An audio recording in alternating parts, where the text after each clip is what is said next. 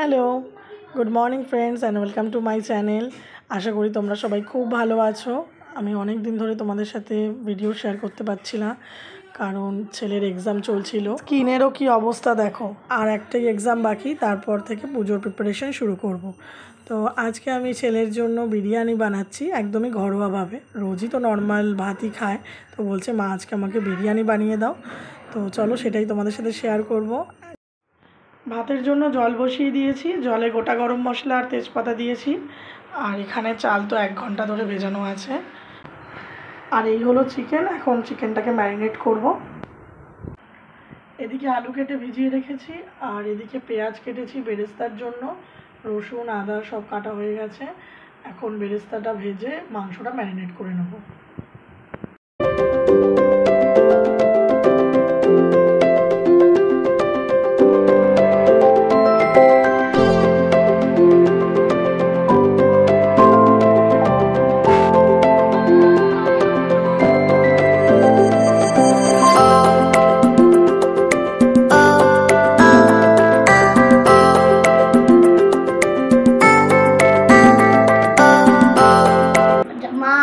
বিরিয়ানি বানাচ্ছে, জাস্ট আমার খেতে খুব ইচ্ছা হচ্ছে।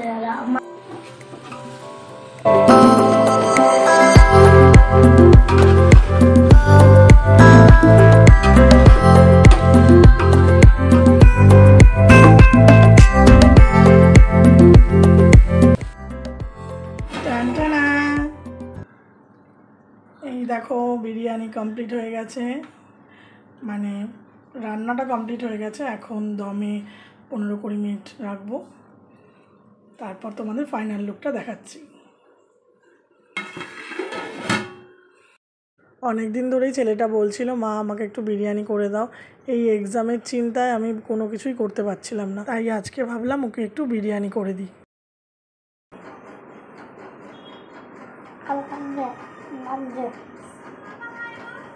সব ভূত টুত আঁকছে, অন্য জায়গায় আঁকো, এখানে আঁকে না। যতই এটা পুরোনো বই হোক আঁকে না বাবা, খাতায় আঁকো, খাতায় আঁকো। আর কি খাতায় আঁকো? কে এটা দেখি, কে? বম্বিকুস সব আঁকছে। তো আমি স্নান করে আসলাম, চুলের কি অবস্থা দেখো, কোনো কাটিং কিছুই করা হয়নি। এর মধ্যেই পার্লারে যাব, কাটিং করব, ফেশিয়াল করব, পুরোটাই তোমাদের সাথে শেয়ার করব। সারা বছর আমি বাড়িতেই স্কিন কেয়ার করি, শুধু এই পুজোর টাইমটাই আমি পার্লারে যাই। তো চলো ছেলেকে খাইয়ে নিয়ে আবার পড়তে বসাবো, যতক্ষণ না এক্সামটা হচ্ছে টেনশনটা যাচ্ছে না, তাই ভিডিওতে ভালো করে কথাও বলতে পারলাম না।